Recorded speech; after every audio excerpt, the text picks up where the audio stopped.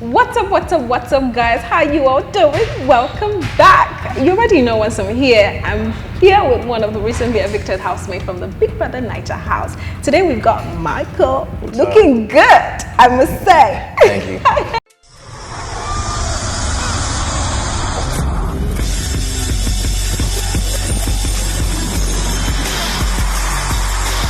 This right here is Too Exclusive TV. How you doing, Michael? Pretty good, thank you. Thank you for having me. But let's talk about your Big Brother Niger stay. But before we even get to that, let's talk about your life before Big Brother Niger. What was that like? It was cool, it was normal, you know, just a typical hustling 9 to 5 with a dream. Okay. Yeah. So what gave you the push to finally decide that, okay, let me go for Big Brother Niger? Well, this is my first year coming back home. So I'm from Nigeria, Okay. born and raised in Lagos till I was like 12, and then I moved to the States.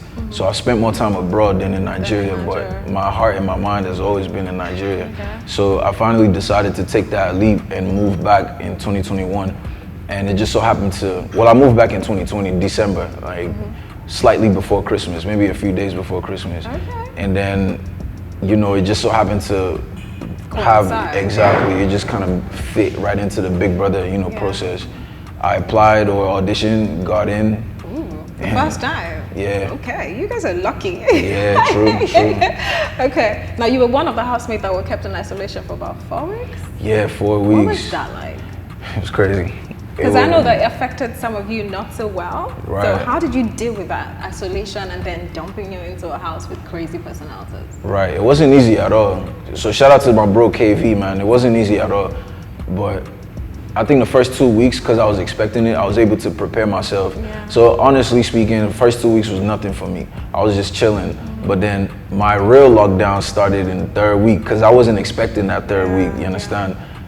So when the uncertainty started hitting, I didn't know what was going on. I didn't know if I was still on the show. I didn't know if the show was even on, because I didn't have my phone. I couldn't keep up. I didn't have TV.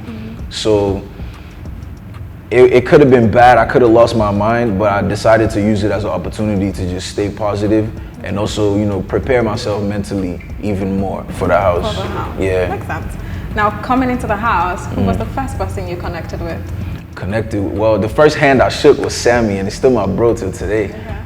But the first person I actually connected with was, it had to be Jackie. Because I think she was the first person that I had a conversation with, or at least a deep conversation with. Okay. You understand? So I would say Jackie for sure. Yeah. Okay, speaking of the Jackie B situation, Yeah. what attracted you to her? Like, we knew that you guys became an item, Yeah. but what attracted you to her? Well, in the beginning, it was just her energy. You know, I'm big on energy. And I just felt the attraction to her. I didn't know why, but I'm also inquisitive, you know. The unknown doesn't really scare me. It actually fascinates me. So I was attracted to her. I didn't know why, so I went and found out. You understand? And it turns out that we're really very alike in a lot of ways. So it makes us fit, and it also makes us clash. Do you understand what I'm saying? Now, speaking of clashes, I mean, Jackie was quite close to Boma before you came in, but it kind of seems like you uprooted Boma and you went for it. How did you do that? Did you not feel, okay, my brother is there, there's a bro code, maybe I should step back a bit? My brother, that was the first night. I didn't know There's Boma. no brother. Anyway, yeah. I understand. But I was completely unaware of Boma's existence the night before, you understand? So, and coming in, I didn't know they were a thing. I didn't even know what was going on in the house, to be completely honest. Yeah. But I found out afterwards, actually I found out, I think it was the next day, because she took me to show me the executive lounge, yeah. you understand? Okay. Because everyone gets a first time visit, and she granted me my first time visit. And that's when I found out, you know, okay, she's the deputy and Boma's the head of house. And then that's when I started thinking, oh, I hope I didn't step into anything. But then she told me it was nothing. He told me it was nothing. So I was like, all right, well, cool. It was cool, though. Yeah. Now, there was still a lot of shaky situation with you and Jackie B. You guys had clashes. She wasn't sure, you weren't sure. Yeah. What is that like now? Is there a defining, can we give the relationship a definition now? Or you guys are still figuring it out? Yeah, that is the definition. We're figuring it out. Real talk, seriously. I call it a loading ship. So you know there's friendship, situationship, relationship, all that. The new thing is loading ship. Okay. Yeah. So because what we have going on is loading, you know, like it's to be continued. I don't know where it's gonna go. I'm pretty sure she doesn't know where it's gonna go. But we're willing to figure it out though and find out. So once she comes out, you want to continue pursuing that? Yeah, definitely. All right. Definitely. Now there was a point in the house where it kind of seemed like you and Jackie were kind of distant, and then we saw you with Angel, and it was like, okay, what exactly is he doing? Does he really fancy Angel, or were you trying to use Angel to spite Jackie? No, not at all. Okay. See, the thing about Angel as well, we were gonna have a connection regardless of whatever we had going on with Jackie. You understand? Because at first I brushed Angel off because I thought she was just one of those annoying girls. You understand? Like, no disrespect at all. Yeah. I just thought that's what it was. So I assumed that and then acted a certain way, kind of distant. I said what's up, but I was noticeably distant. Yeah. But then when I was watching her from a distance, speaking of distance, and I realized like, yo, this chick, there's more to her. And as soon as I got that inkling, that's when I started getting closer to her. And it just so happened to be on the week that me and Jackie weren't really seeing eye to eye. Because if I'm gonna have a one-on-one intimate conversation with, regardless of if it's in a bad way or a good way, it would have been with Jackie. Yeah. So since we weren't talking, the pieces or the motion just kind of flowed perfectly to her. Because she's I say she's the realest in the house. Angel, yeah, real talk. I've been said that, it's nothing new, but I'm just making it public that I actually meant that when I said it in the house. So we started having a conversation and she told me a few things about like her personal life, her upbringing, and that's when I was like, aha, I knew it. Like there was something about her that, she had layers to her. So I like a good conversation, I like good energy. If we click, we could talk for hours. It doesn't have to mean we're romantically involved, you understand?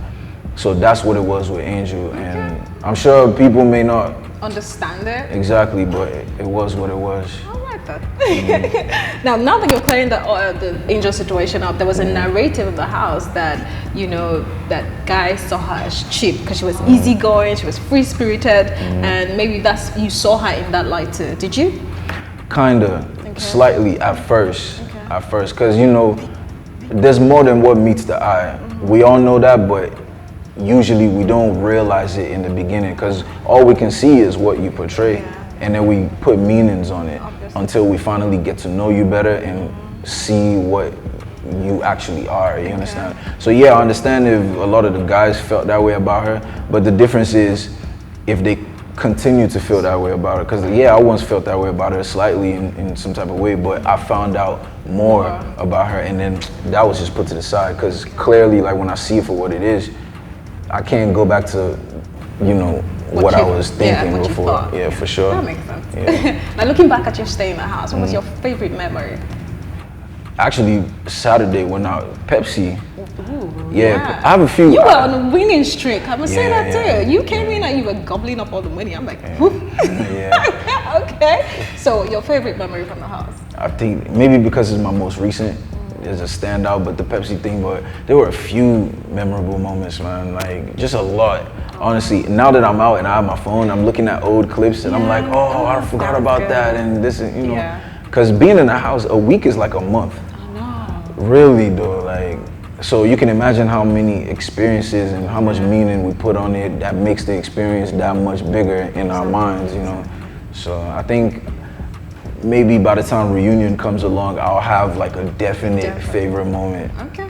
Yeah. Now speaking of, still in-house experience, there's a narrative that people need to couple up in the house. Do you think that there's that need to be a couple in the house to, get to a certain length in the show?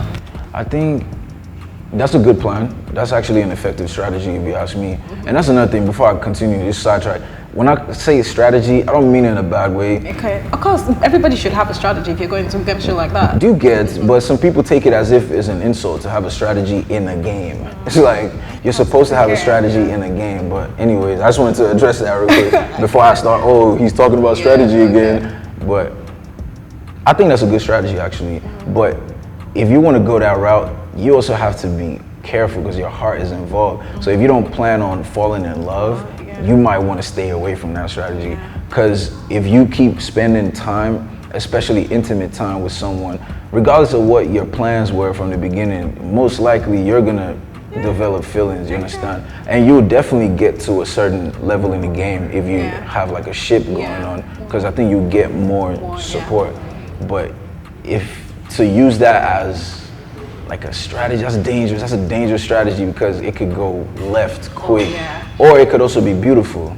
So it's a gamble, Okay. That makes sense. I actually like the way you explained it. Yeah. That totally makes sense. Yeah. Now, moving forward, what are your plans?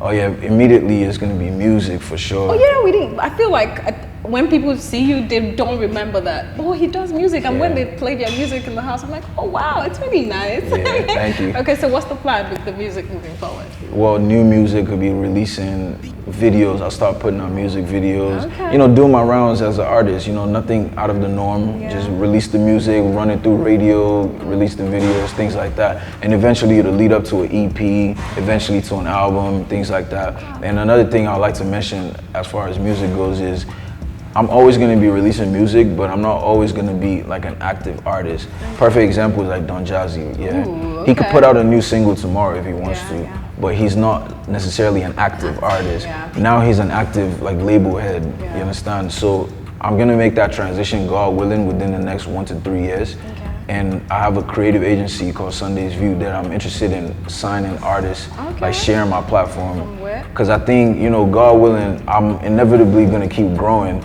My platform is going to keep growing. Finances are going to keep growing. yeah. And I'll like to extend that, you understand? As I grow, I'll like to just be reaching out Yeah. and signing artists from Nigeria first and foremost, starting it at home, but eventually I'll Spread your wings. spread my wings to the rest of Africa, you understand? Ooh, So that just sounds like a putting that good out plan. there. Talk Yeah. about a man with a plan. Yeah.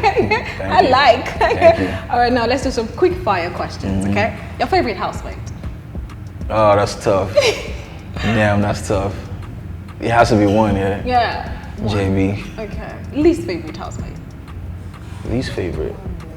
So my least favorite would be Princess, Oh, because I didn't really have. a chance to connect. Yeah, I think Okay. I was with her for like a week. Oh wow. Yeah. Okay.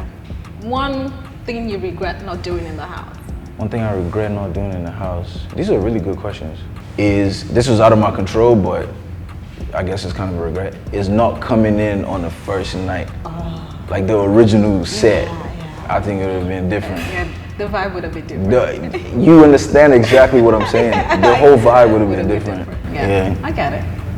I think my last question would be, who are you rooting for to win and why? So I started this thing called Liquor Money. Oh. I like there to be a tie and shine your eye. Okay. We'll see how it goes though, but But that would be a fun one if there's a tie. It'd be the you first understand? time. First time ever. And it also shine your eye because you didn't course. see it coming. Exactly. But last, I would like Liquor Rose and White Money to be the two finalists, and then either one of them can win and I'll be happy. Okay. Yeah. Now looking at the housemates still left in the house, who would you say your top five? Your banking, Oh, your top five, yeah. Liquor Rose, White Money, Angel, Cross, Sass. Oh, okay. Yeah. Okay. It seems like you already got it. 1, 2, 3, 4, 5. This is Yeah, guys. I lived with them for a month. You know. Yeah. Well, I have my, guesses. Okay. I think I might be right. I might be wrong on 5, but I think I'm right on at least 3. I think it's gonna be Liquor Rose, White Money, and Angel, definitely. And then 4 and 5 can be. Whose fan base shocked you the most when you got out? Shocked me. You're like, wow. The one I'm most impressed by Liquor Rose. Okay. For sure, but I don't think it shocked me Okay. per se. But maybe the one that shocked me is maybe I don't know, maybe Angel. Okay. Angel or Nini. Oh, Angel or Nini. Okay. Yeah, either one. All right, makes sense. Now, final words for the fans. Oh, final words for the fans. Man, big shout out to the Samurais. You dig, stop playing with me. I appreciate the support. Seriously, I appreciate the support. I appreciate the love. I didn't think I was gonna have fans coming out because I thought I was just gonna come out, figure it out, because I didn't start with them, but I came out and it was mad fans. I'm like, wait, what? So shout out to all you guys. I love you guys from the bottom of my heart, real talk. And I appreciate you guys being on the journey with me. Thank you. Ooh, such a speech giver.